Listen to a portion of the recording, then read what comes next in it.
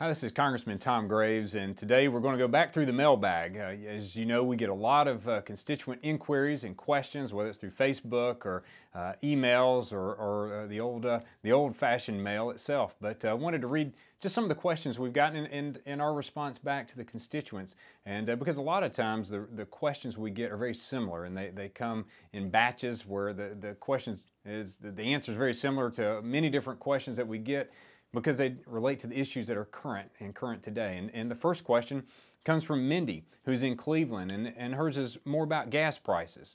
She says, I think instead of trying to save homeowners $1,000 a year, if Mr. Obama would focus on lowering fuel prices to a pre-Obama White House price of $1.85 a gallon, it would save me and my husband $9,000 a year.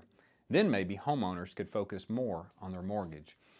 Well, Mindy, I want to thank you for that, because you're absolutely right. Gas prices over the last 3+ years have more than doubled under the Obama administration. And a lot of people say, well, isn't there an energy plan? Well, really, there's not. There's just an agenda that is being proposed by the administration. In fact, they've been very clear about it. They haven't hidden from it in any way. The Secretary of Energy himself has said that he wanted to see energy prices get to those like Europe, which would be upwards of $9 a gallon. But that's not what we want here in America. It's time to have a very positive energy plan for our nation that uses the resources we have here and resources from our neighbors like Canada that are right there to the north. And with the Keystone Pipeline, if the president would just get out of the way and allow the Keystone Pipeline to be fully constructed, then we would see our gas prices continue to be lowered. But I agree with you 100%. Let's get those gas prices down and allow Americans to have more money in their pocket. Next, I want to read from Barbara, who's from Dawsonville.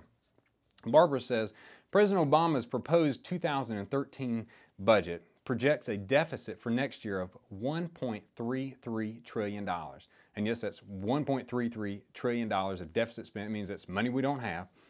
That's 4 straight years of trillion-dollar-plus deficits. The U.S. needs to come up with a common sense budget that reduces the deficit and curbs the rapid growth of government and entitlement programs. Only when we rein in reckless and wasteful spending will our economy achieve sustained and reasonable growth. Well, Barbara, I want to thank you for that, because you're right. The president did propose a budget of over $1 trillion in additional deficit spending. In fact, now it's been 3 years consecutive of deficit spending over $1 trillion.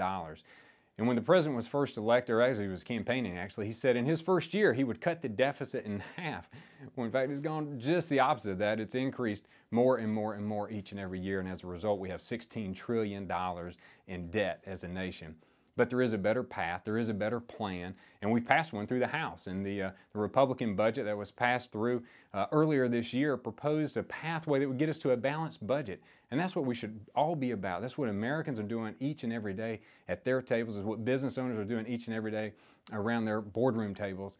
And surely Washington can do the same thing. So we're going to continue pressing on for that. And Barbara, I want to thank you for your feedback and your encouragement that we need to be in a balanced budget environment, and these crazy deficit spending years need to come to an end. Well, again, this is Congressman Tom Graves. I want to thank you for all your encouragement, all your feedback, all your questions you give us each and every day. And we look forward to coming back and providing more answers through our mailbag here. But please connect with us on Facebook, Twitter, through email, newsletters, whatever works for you. We want to stay in touch and to best represent you in the best way possible. Thank you again, and God bless.